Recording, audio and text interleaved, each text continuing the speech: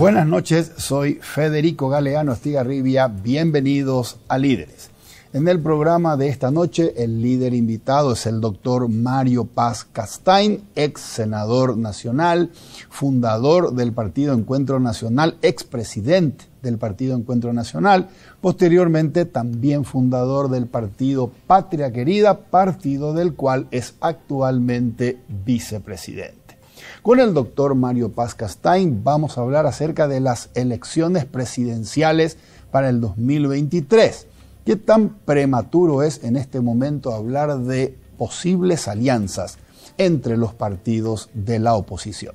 También vamos a hablar con nuestro invitado acerca de esa materia pendiente que tiene el Paraguay en su proceso de democratización y tiene que ver con la calidad institucional. Como siempre, empezamos el programa agradeciendo a las empresas auspiciantes. Banco GNB, caminamos juntos desde 1920. Split Tokyo, el aire superior, con el Pacto de Confianza NGO. Coexma SRL, creando ambientes corporativos desde 1998. Y Alpha Trading SA, más que logística, su negocio en buenas manos. Luego de la presentación del programa y de nuestros auspiciantes, conversamos con el doctor Mario Paz Castain, aquí en Líderes, desde los estudios de ABC TV.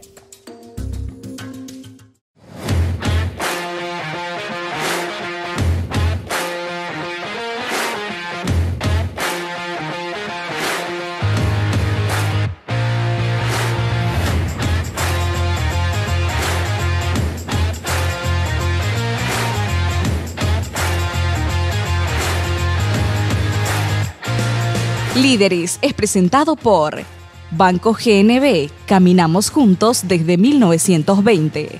Split Tokyo, el aire superior, con el Pacto de Confianza NGO. Coexma SRL, creando ambientes corporativos desde 1998. Alpha Trading SA, más que logística, su negocio en buenas manos.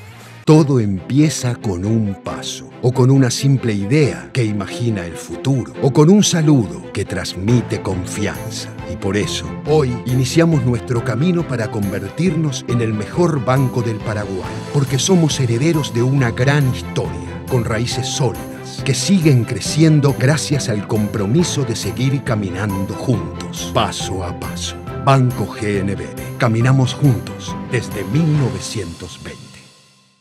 Este Split no viene del futuro, pero parece. Su poderoso motor de 4 velocidades lleva el aire más lejos con la función iClean, que elimina restos de agua del evaporador, y iFeel para mayor confort.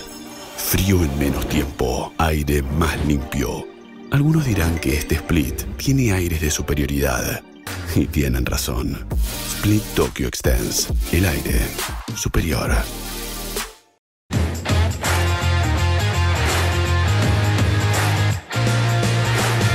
Ya estamos en compañía del señor Mario Paz Castain. Doctor, buenas noches. Muchas gracias por acompañarnos en Líderes. Por favor, Federico, un placer es mío compartir contigo, la audiencia, bueno, y esperar que estos encuentros sean importantes para traducir conocimientos, conceptos, criterios que podemos compartir en este programa, que yo sé que tiene mucha resonancia y mucha expectativa en la sociedad y en la teleaudiencia. Doctor, ¿ya tiene la tercera dosis aplicada? Todavía no, porque recién me apliqué la segunda dosis en agosto y hay que esperar 6 meses, entonces mi cómputo es que en febrero debo reforzar con la tercera dosis. Esa es mi fecha. Doctor, ¿qué análisis hace usted de las recientemente realizadas elecciones municipales? Mira, para hacer un análisis breve, porque no podemos extender, porque da para mucho el tema, lo primero y lo que es justo reconocer es que funcionó el sistema. O sea, hubo una elección que nadie, como se dice, recusó o impulsó defectos, incidencias. El sistema de la votación por máquinas de votación fue perfecto. Tuvimos entre las 19 y las 20 horas los resultados casi definitivos en la mayoría de los distritos del país. Hubo algunos que se demoraron por circunstancias pero casi perfecto. No hubo denuncias importantes, habrá habido algunas, yo tampoco no puedo aseverar con tanta contundencia que no habrá existido alguna denuncia, pero prácticamente si fueron mínimas. Si desde el punto de vista de cómo funcionó la jornada electoral, yo creo que fue una jornada electoral impecable. Ok. Desde ese punto de vista.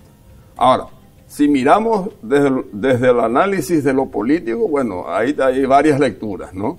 Y esas lecturas pueden ser que afirman que el Partido Colorado sigue siendo una gran máquina electoral.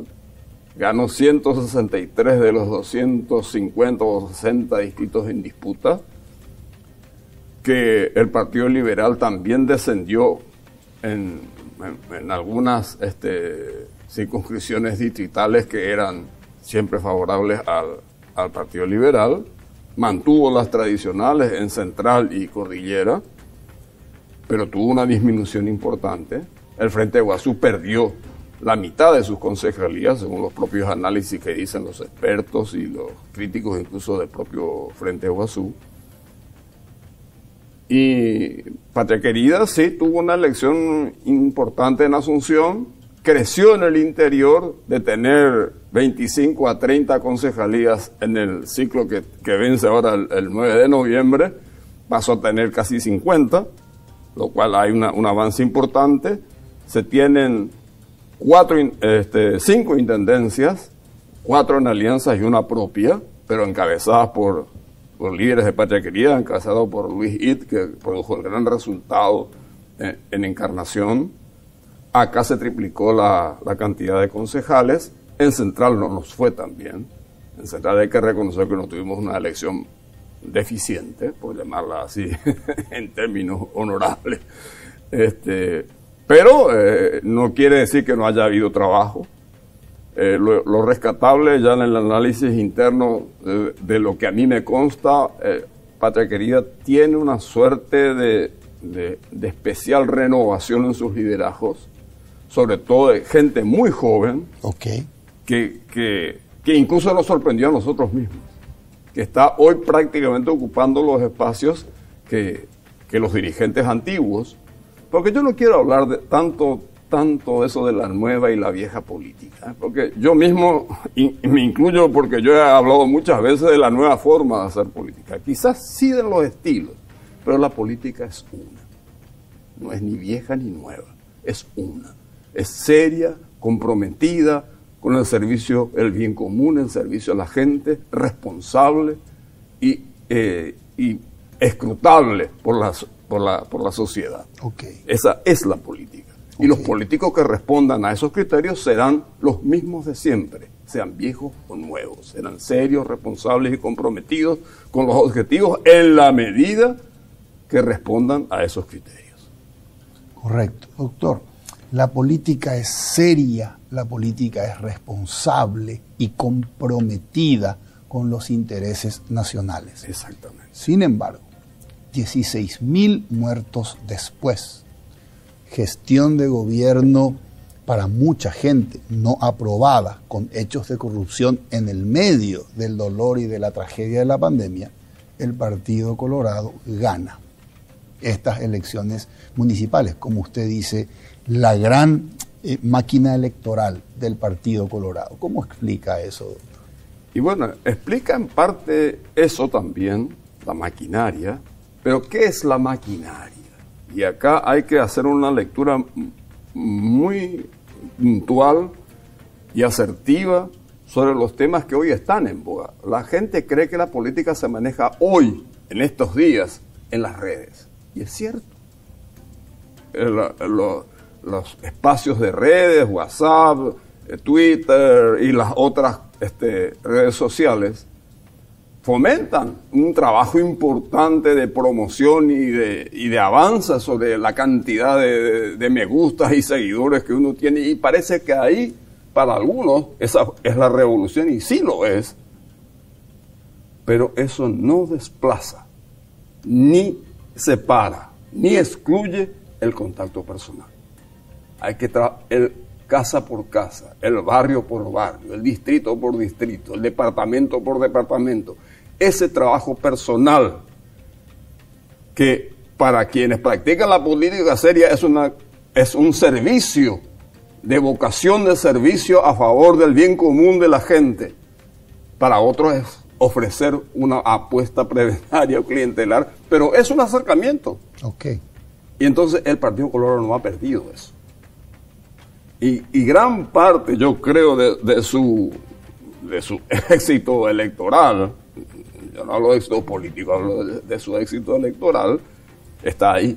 Es que ellos no pierden.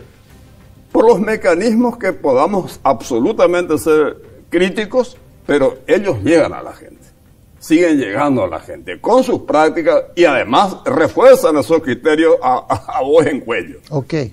Entonces eso les permite, y como tienen un gran aparato en la función pública, en la función municipal, en la función estatal, etcétera, etcétera, entonces eso acompaña el trabajo de redes, que no se deja de hacer. Exactamente. El trabajo de influencias que no se dejan de tener. Y bueno, un poco eso explica por qué cuando y además hay una cosa también que hay que observar, que no hay que dejar de mirar. Cuando uno exhibe, mejor dicho la palabra, exhibe, manifiesta el criterio del odio, del enfrentamiento tipo grieta, tipo abismo, de confrontación brutal entre los modelos y las opciones políticas, está demostrado ha demostrado que no tiene el éxito. Yo no quiero decir con esto que no se deba confrontar, que no se deba debatir, que yo deba decir esto es así, esto no es así, esto debe ser de esta manera, esto no debe ser de esta manera, pero sin agrietar el espíritu de la gente, sin infundir climas que son realmente después se vuelven irreconciliables. Correcto. Y ese es para mí el fundamento. Quiere decir, doctor, que redes sociales, por supuesto, una tendencia, Big Data, por supuesto, una tendencia, pero nada reemplaza el puerta a puerta. Nada reemplaza eso. El contacto directo del dirigente con la ciudadanía, con la gente, con el vecino, con el barrio, con el departamento, con la región, eso no va a ser superable. Correcto. No va a ser superable. Ok, doctor. Sí. En democracia, según tengo entendido, existen dos juicios a los cuales se someten los políticos. El primer juicio es electoral y el segundo juicio es en tribunales. Sí. El juicio en tribunales son los procesos a los cuales tienen que estar sometidos aquellos políticos o aquellas personas, autoridades que son sospechadas de mal desempeño en sus funciones o corrupción. El juicio en tribunales. Sí. Y el juicio electoral es el rechazo en votos a aquellos candidatos que se postulan aún siendo sospechados o de mal desempeño o de directamente corrupción. Los paraguayos nos quejamos mucho de la impunidad y señalamos como responsable de esa impunidad al Poder Judicial. Y decimos por culpa de los jueces y por culpa de los fiscales y por culpa de la Corte, todas a disposición del poder político, en este país hay impunidad.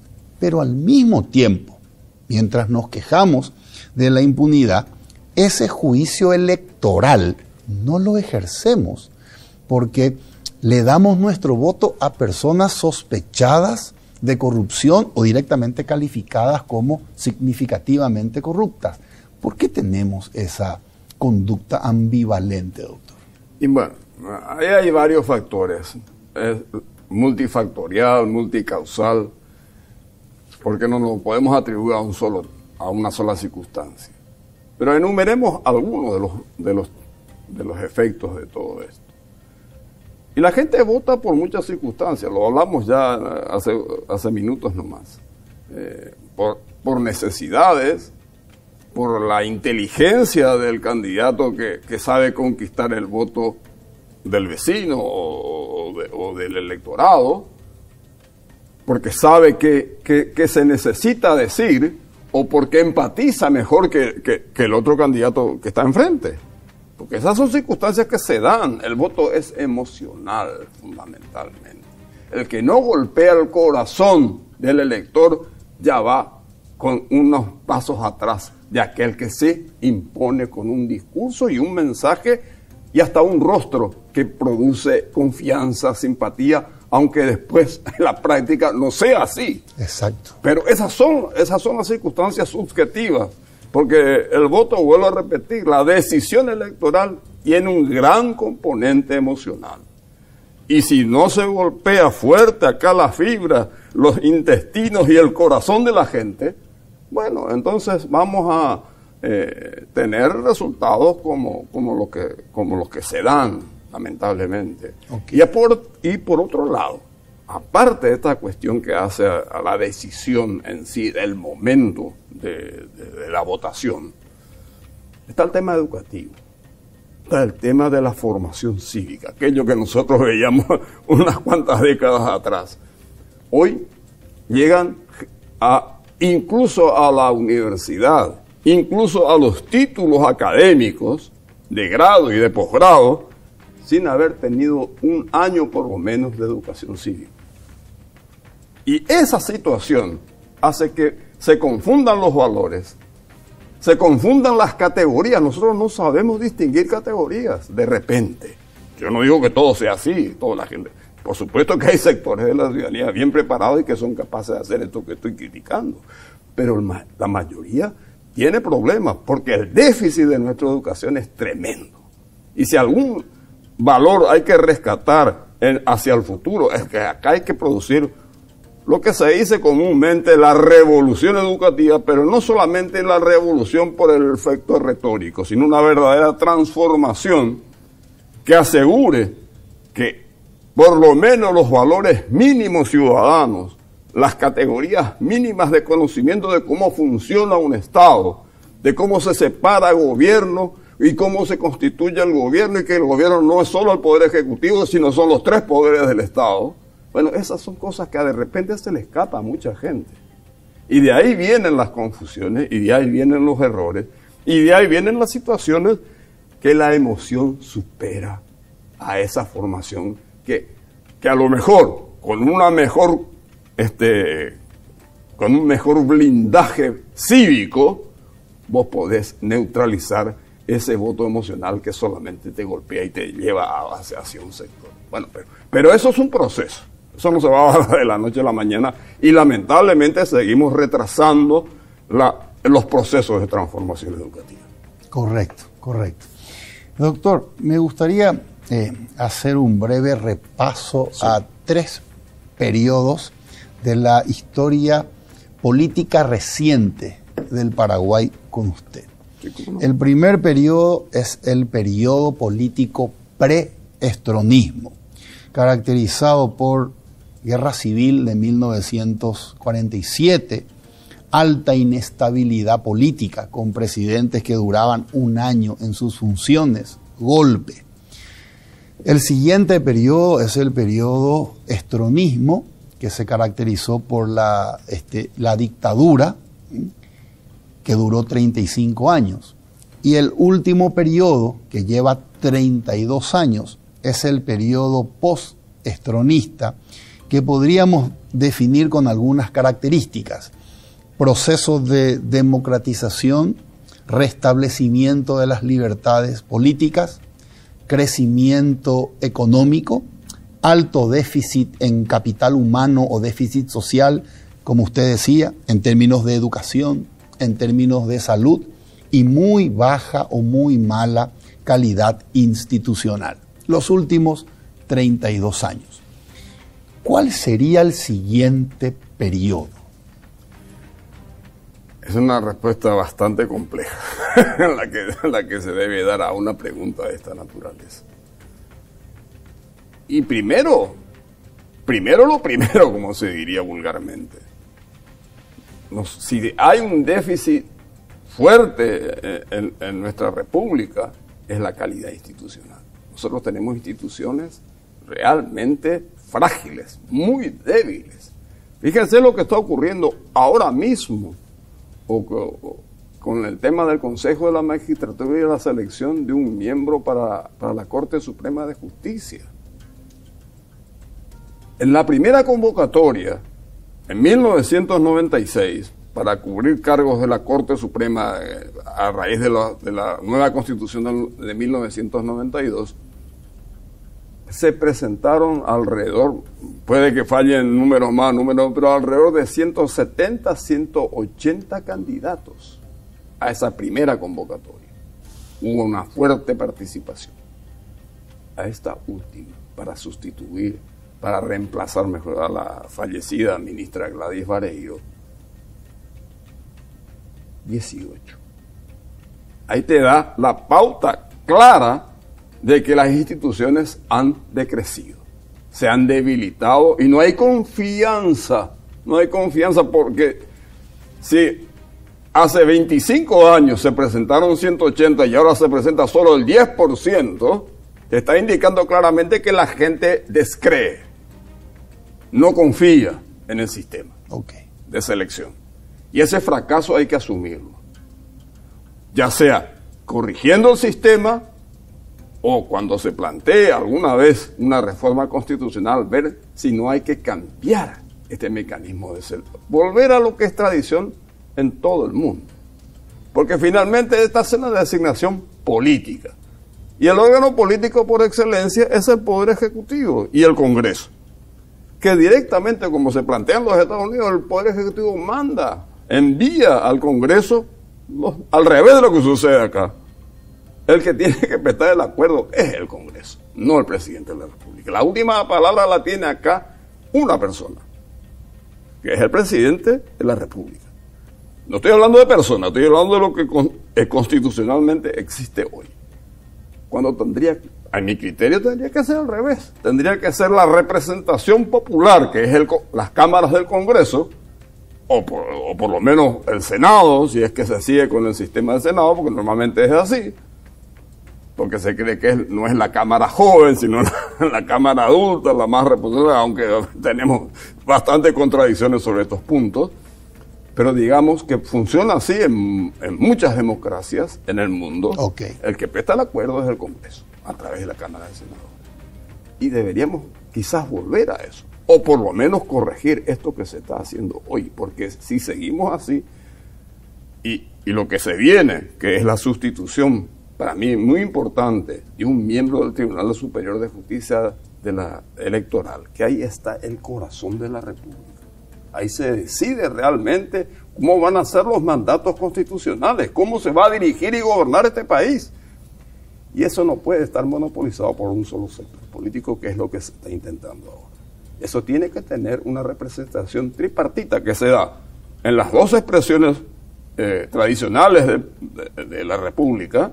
Ya sabemos quiénes son, Partido Colorado, Partido Liberal, y un sector que llamémosle independiente o tercer espacio, como quieran, porque ahí están los tres ejes. Entonces, esos tres ejes, con sus deficiencias, con sus errores, con sus aciertos, han demostrado en estos 25 años de funcionamiento que ese tribunal, como empezamos hoy nuestro programa, hablando de cómo funcionó la elección municipal, y funciona bien.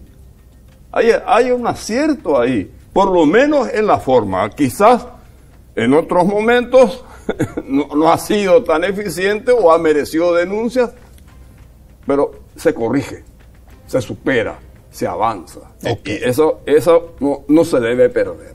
Eso no se debe perder. Doctor, hablando siempre de ese cuarto periodo que le sigue al periodo de estos 32 años, a los cuales yo denominé periodo post-Stroessner. Sí. ¿Es infundado para usted si yo le digo que tengo miedo que ese cuarto periodo se denomine la narcopolítica? Y no estoy asociando la narcopolítica solo con un partido, estoy asociando la narcopolítica con todos los partidos. Sí. y hay una amenaza real. Por eso en el mundo se está planteando el avance de estos tráficos y de estas acciones, estos poderes fácticos que están invadiendo no solo la política, sino transversalmente las sociedades. Y se apoderan de los clubes deportivos, se apoderan de las sociedades culturales, de las grandes empresas, en el mundo, no solo acá en Paraguay, porque creemos que Paraguay acá es el modelo. No, esto está ocurriendo en el mundo. Y entonces por eso el mundo, que es un mundo globalizado, nos guste o no, y exista antiglobalistas o globalistas, la globalización existe. Y por consiguiente, de esos mecanismos globales surgen políticas públicas a nivel internacional que se aplican, y que nosotros acá tenemos una intervención de una oficina que se llama Gafilad, o mecanismos de barreras pararancelarias que nos dictan los países centrales cuando queremos exportar o hacer el comercio internacional, o cuando queremos hacer tal o cual gestión de intercambio. Bueno, esas son cuestiones que están directamente vinculadas a esta situación de hechos que hoy está en el mundo. Correcto. Y eso, ¿estamos cayendo? Sí, yo creo que está inficionada la sociedad. Nuestra sociedad está invadida por eso. Y basta leer la crónica policial de todos los días cuando tenemos ajustes de cuentas, sicariatos, que van creciendo. Que va creciendo, y entonces preocupa, y nos preocupa mucho. Correcto. Pero eso depende fundamentalmente de qué manera se corrigen las políticas y se enderezan las políticas públicas para llevar las cosas a un buen puerto. Correcto. Doctor, me hablaba usted recién de credibilidad institucional. Sí. Si comparamos senadores y diputados congresistas paraguayos 1989, 1993, 1993, 1998, con nuestros actuales senadores y diputados, ¿hubo un descenso en cuanto a la calidad intelectual de nuestros congresistas?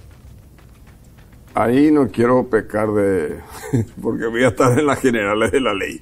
Yo fui justamente uno de los integrantes del Senado en un ciclo de los que mencionaste, que fue del 98 al 2003.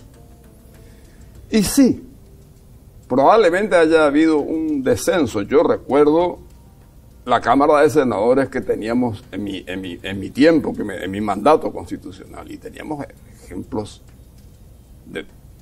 de todo tipo, pero verdaderos ejemplos cívicos, intelectuales, y en todas las bancadas. No quiero hacer nombres porque voy a omitirlos, y prefiero, pero había pensamiento y posiciones políticas, había debates muy fuertes y muy encendidos y muy bien llevados.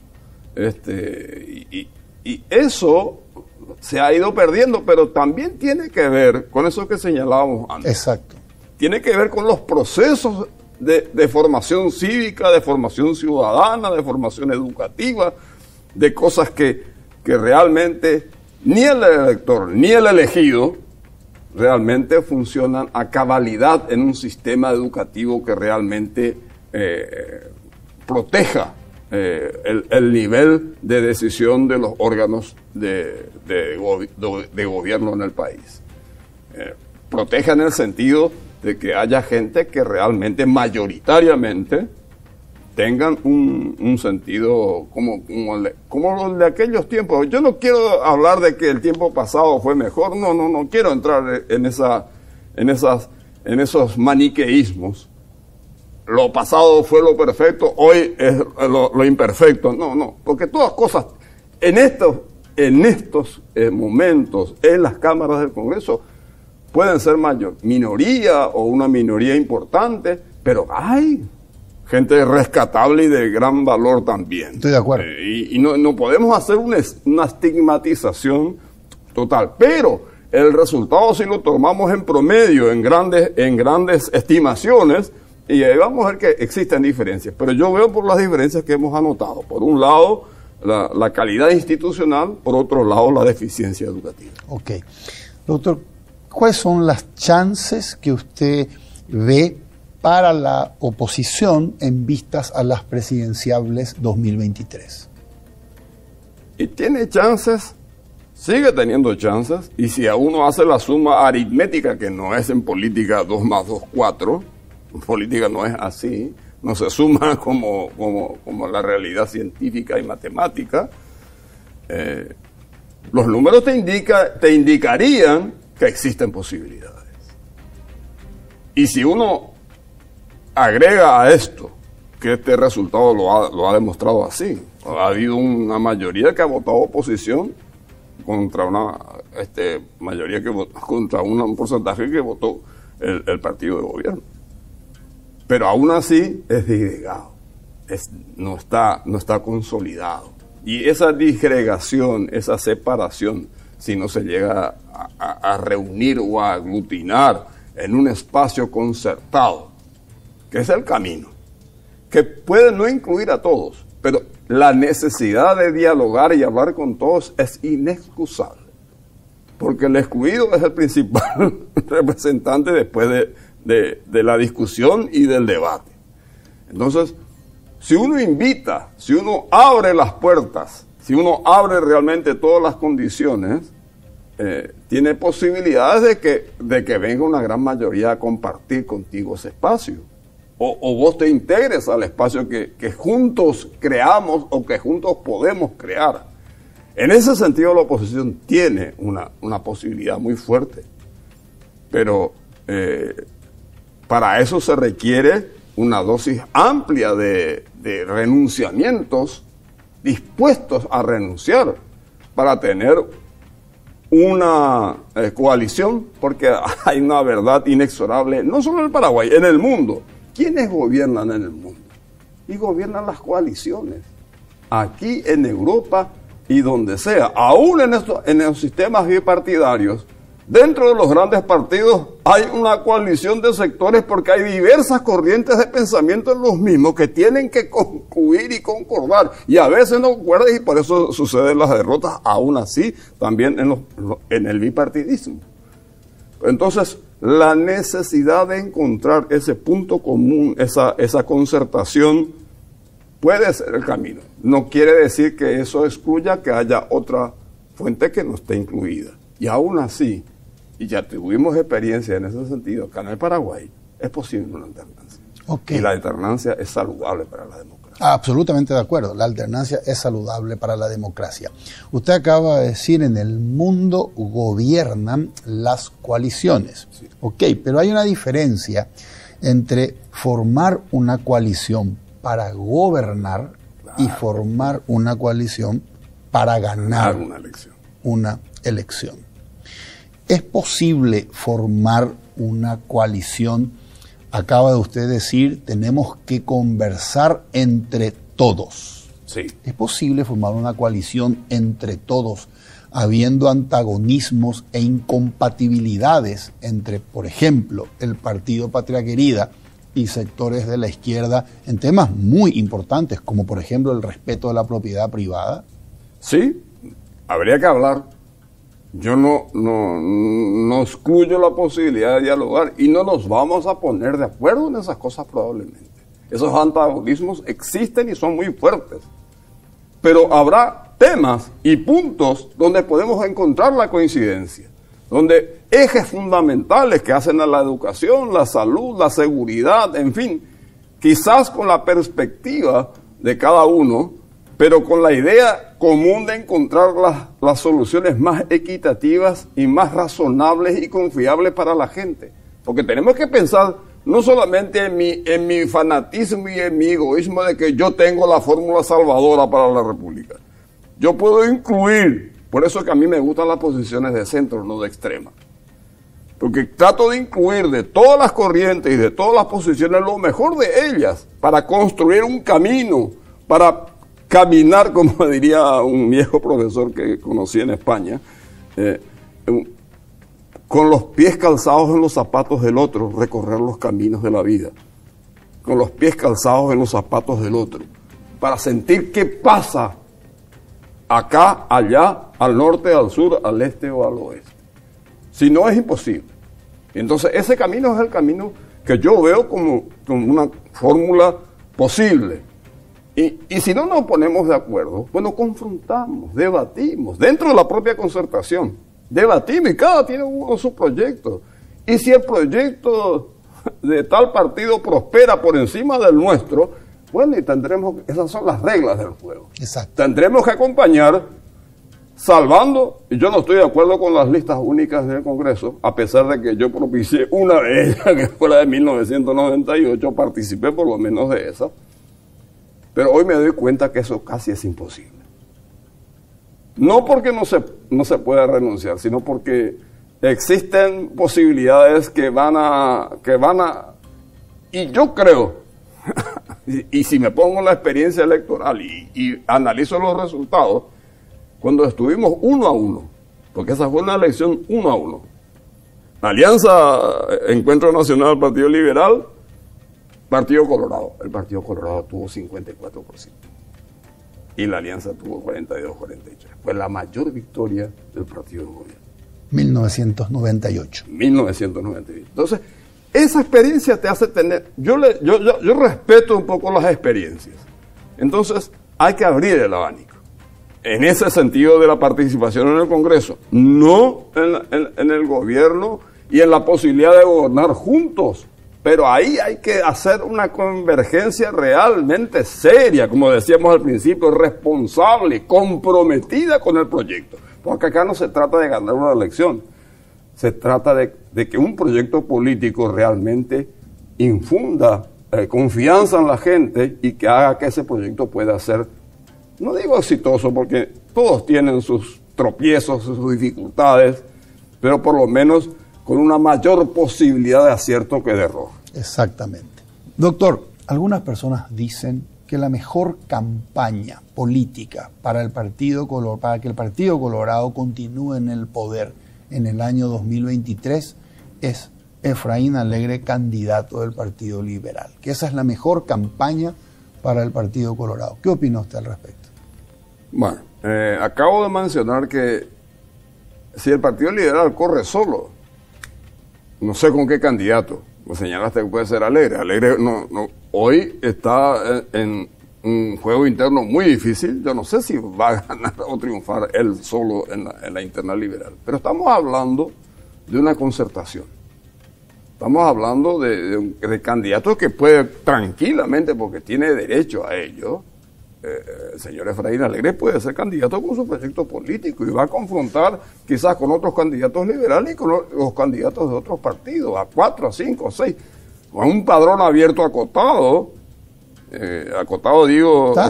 con la participación, vamos a ver que se consensúe, pero un padrón abierto, no un padrón partidario, un padrón abierto, y bueno, y si le toca ganar a él es porque tuvo el mejor proyecto que confía en la gente. Pero de todas maneras, hablando como candidato del Partido Liberal, yo no sé, él, vuelvo a repetir, tiene derecho a creer en su proyecto y en su liderazgo. Que eso sea ratificado o confirmado por el voto ciudadano es otra cosa. Es otra cosa. Okay. Pero él tiene derecho a competir. Doctor, que se crea o no en ese derecho es otra cosa. ¿Hay algún precandidato dentro de los precandidatos del Partido Colorado que usted diga, este es más ganable que este? Mira, no creo. Porque todo va a depender de las circunstancias del momento. Siempre la coyuntura política es muy dinámica y cualquier candidato del Partido Colorado, sea A o B, porque eso, o poner P o B corta, Peño Velázquez, porque hasta el momento parece que son esos los nombres que están en la interna colorada. Cualquiera de ellos parte de un piso que tiene ese propio partido. Cierto. Que tiene el 35-36%. Entonces, no es fácil ganarle a cualquier candidato colorado. Partamos de esa base. Por eso es que estamos hablando de la necesidad de una concertación de la oposición, porque la primera minoría, con un esfuerzo y un candidato que realmente atraiga o confirme el voto colorado, porque el voto colorado también, cuidado, que los colorados no votan uniformemente a su candidato. Yo les puedo dar ejemplos de Luis Id en Encarnación, que ganó con voto colorado. Prieto en Ciudad del Este ganó con voto colorado. Y acá han ganado candidatos de la oposición en su momento también con votos colorados, porque es un mega partido tradicional, ¿no? Eso no se puede ocultar con el aparato público, con todos los condimentos a favor o en contra, pero es un gran partido, no se puede negar. Okay. Y como es un gran partido, existen muchas posibilidades de que vayan o no detrás del candidato de su partido. Correcto. Y entonces eso también va a depender de quién está al frente, de la concertación o de la oposición, o quiénes son los candidatos que se lo pongan, para no poner sellos que no sabemos si se van a dar o no. Ok. Doctor, ¿qué pierde la oposición, si pierde algo, con la descabalgada del señor Norman Harrison? Siempre es lamentable que una figura nueva, como se llama tradicionalmente una persona ajena a las nucleaciones políticas organizadas y partidarias, es lamentable que se aparte. Yo no hablaría ni de cabalgada ni de descabalgada porque no entró a la cancha. Okay. Él no llegó a penetrar en la pista de juego. Él se quedó ahí a la alambrada mirando el partido un poco de cerca, y tomó la decisión que a él le creía la conveniente, hay que respetarla, pero yo no creo que sea la única persona que pueda concitar el interés, porque aún pueden venir otras personas como él, o de los partidos surgir personas que realmente atraigan y, vamos a decir, proyecten esa confianza que hoy hace falta instaurar en la gente o restaurar en la gente. Que esa pérdida, ese descrédito que tiene la política en general y de la dirigencia política en particular, está costando justamente los resultados que se están dando. Ok. Doctor, en los últimos días, cambiando un poco de tema, sí, se estuvo hablando acerca de la probabilidad, no sé qué tan posible pueda ser esto, de un nuevo juicio político por traición a la patria al presidente de la República por este tema que tiene que ver con bajar el precio de la tarifa que cobra Itaipú por su energía, lo cual es ampliamente conveniente para Brasil. ¿Qué opina usted? ¿Se puede dar un nuevo juicio político? Quiero ser absolutamente cauto en ese tema. Primero porque por razones profesionales yo tuve acceso a los grupos de trabajo que se organizaron en 2019 y 2020 y entregaron a la Cancillería Nacional grupos de trabajo en el área técnica, jurídica, económica y financiera, las grandes áreas que hacen al proyecto binacional. Y ese es un testimonio, es un trabajo.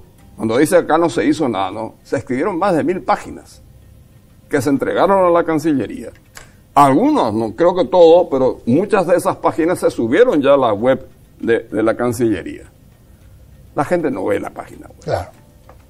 Y entonces hay una falla comunicacional muy fuerte yo creo que de parte del propio gobierno, en no hacer conocer todas estas cosas. Porque la gente tiene la idea que acá no se hizo absolutamente nada y que se está esperando nomás la posición brasileña. Y no es así. Acá hay un trabajo muy fuerte que diseña escenarios, que diseña posibilidades, que las estrategias están puestas y manifiestas sobre esas páginas. Disculpe, doctor, ¿quiénes integran ese equipo de trabajo? Son muchas personas. Es un equipo multidisciplinario y no te podría dar nombre porque me voy a olvidar probablemente de muchos. Y cada uno tenía un responsable en Cancillería, en Itaipú, porque Itaipú trabaja ahí, no trabaja en el equipo negociador, claro, porque es el sujeto que va a ser motivo de la revisión de la negociación, que no es negociación. Exactamente. La palabra técnica es revisión. Ok. Y bueno, y en cada una de esas áreas han estado los responsables de cada sector con un equipo, te repito, en el equipo jurídico que yo trabajé con ellos y sigo trabajando incluso en algunas cosas que se me solicitan, cierto, como asesoramiento a esas posibilidades, pero muchos profesionales. Y la verdad es que hablar de juicio político, que fue la pregunta. Exactamente. Volviendo a tu pregunta clave. Y yo no creo que porque Brasil tiene derecho a hacer su estrategia. Y tiene derecho a decir, yo creo en esto para conseguir mejores resultados para mi país. Y nosotros tenemos la obligación también de tener la estrategia y decir, esto nos conviene más. Y entonces ese es el debate que se está dando, porque normalmente, y ahí ya te hablo de la experiencia práctica ahí en las binacionales, a esta altura del mes, en octubre, normalmente a veces se producen los acuerdos porque las tarifas se definen año a año con el presupuesto general para el año siguiente, que se define normalmente a esta altura del año. Y esta vez no es así. Si se lee las declaraciones que se comentan mucho del director general brasileño, él mismo está diciendo, esto hace 3 días o 4 días, él mismo está diciendo que esta negociación de lo que va a ser el presupuesto y de lo que puede resultar de la tarifa nos va a llevar hasta mediados de diciembre. Él ya mismo lo adelantó hace 5 días. Sin embargo, acá se estaba sentando que hoy, el viernes pasado, se iba a resolver la cuestión. En una reunión. En una reunión. Y no es así, se sigue discutiendo. La verdad que se sigue discutiendo. Y esa misma manifestación del director brasileño, que hay que leerla, por un lado al medio vaso vacío, cuando te dice, y la verdad es que no hay obligación de revisar. Eso dijo. Ese es el vaso medio vacío. Y el anexo C dice tranquilamente, serán revisadas. Ahora que los dos países, porque lo que cuesta entender es que esto no es un organismo internacional, es una empresa binacional. Y que no hay un Itaipú Paraguay y un Itaipú Brasil. Hay Itaipú binacional que resuelven los dos países en conjunto. Entonces, esa cuestión tendrá que ser resuelta por los dos países. Si los dos países concuerdan en no revisar, que yo creo que no van a concluir en eso, estoy absolutamente seguro que aquí se va a producir un proceso de revisión, porque ya están dados los escenarios, que ya fueron producto de ese trabajo, tarifa alta, tarifa baja, que le conviene a Brasil, que nos conviene a nosotros, y tratar de levantar lo más posible la tarifa. Quizás una tarifa intermedia, que es lo que se busca en esos escenarios. ¿Para qué? Y porque hay cuestiones que son inexorables en primer lugar. No puede caer toda la tarifa sin comprender que Itaipú necesita actualización tecnológica, que hay procesos de obsolescencia de las propias máquinas que tienen que ser sustituidas, que hay obligaciones en el tratado incumplidas hasta ahora como las esclusas, sí, nuevos componentes, nuevas inversiones que deben aparecer sumado a los otros intereses, porque Brasil es un país enorme, como dicen ellos, no es un país, es un continente. Pero ¿a quiénes afecta Itaipú en Brasil? ¿Le afecta al noreste? ¿Al centro? No. Le está afectando al sur de San Pablo, Paraná y Mato Grosso. Esos son los estados que realmente hoy están interesados, realmente concordando prácticamente con los intereses paraguayos. Ok. Porque ahí es donde hay que buscar vamos a decir, el camino para buscar esta solución. Que es una solución difícil, que hay que trabajarla. Yo te diría, cuando hablamos del voto emocional, acá hay que entender que Brasil quiere lo suyo y que nosotros queremos lo nuestro también. Pero no es una cuestión de emociones y de una final de la Copa América. No, esto es una final donde tanto ellos como nosotros tenemos que estar satisfechos porque hemos ganado los dos en lo que queríamos y pretendíamos. Esa tiene que ser la razonable ejecución de un tema. Por eso digo que volviendo a tu pregunta, y el juicio político es un arma que se usa, el jaque de la política existe. Y si realmente existe mérito, porque acá hay que también concluir que todos los procesos tienen que ser transparentes, tienen que ser públicos, para que realmente, y yo creo que la vez pasada el director paraguayo y el presidente de la ANDE dieron esas explicaciones que hacían falta dar, y esas explicaciones te dan y te trasuntan estos escenarios que yo te estamos compartiendo ahora en el programa. Ok. Y que creo que es el camino, además un compromiso que los propios directores y consejeros de comunicarse con la prensa prácticamente en una forma por lo menos 1 o 2 veces al mes para ir trasuntando cómo es el desarrollo de todo esto. Claro, y ahí tenemos un déficit que genera justamente toda esta expectativa del secretismo y de que acá ha habido un gato encerrado en todas las cosas. Exacto. Y bueno, y eso no ayuda.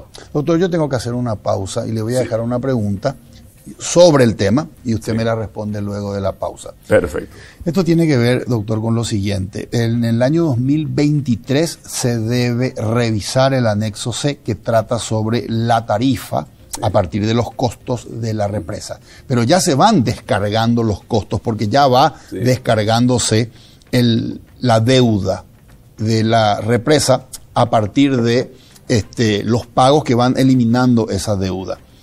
Los precios de la tarifa en estas negociaciones que, como usted bien dijo, el director del lado brasilero dijo, esta negociación va a llevar hasta diciembre de 2021 respecto a las contrataciones y a los precios 2022.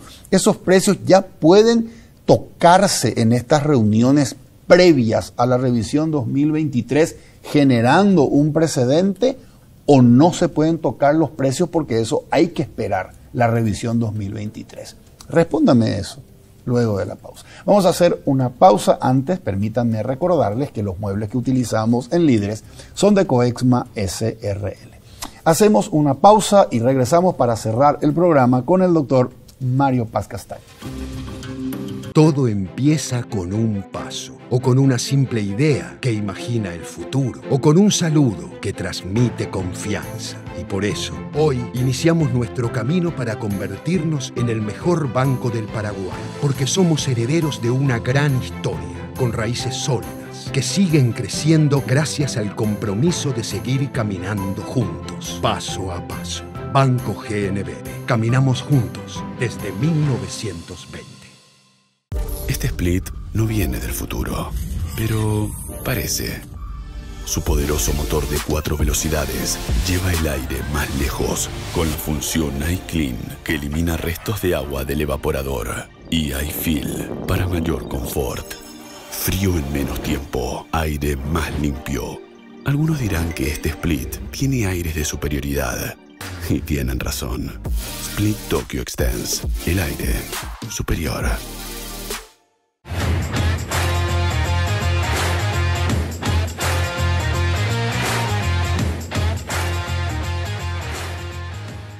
Seguimos en Líderes con el doctor Mario Paz Castañ. Doctor, le dejé la pregunta respecto a esta supuesta negociación de contratación de energía para el 2022 y supuestamente esta bajada de precios, lo cual le beneficiaría a Brasil.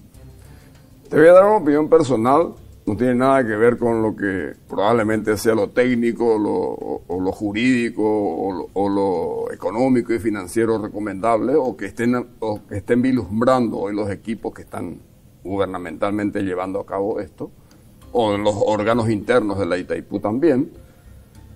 Yo pienso, como lo ha dicho, y no es mi opinión solamente, yo estoy repitiendo quizás una opinión, pero me gustó. Yo creo que hay que hacer un acuerdo transitorio, como le dicen algunos, un acuerdo puente, donde sostenga lo máximo de esta tarifa. Interín se debata la revisión a partir de agosto, porque eso sí está claro.